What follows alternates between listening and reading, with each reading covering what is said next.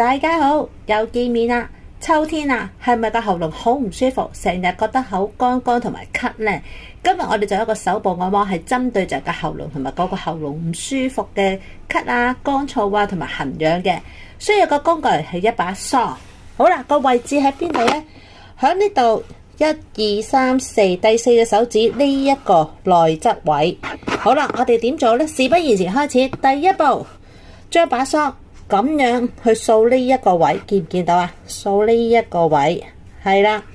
第二步，就用呢一把梳嘅齒腳刺激下呢一度個穴位。好啦。第三步，我哋就將呢把梳咁樣去轉呢一個位，記住係轉呢一個位啊，呢一度啊，咁就 OK 噶啦。拜拜。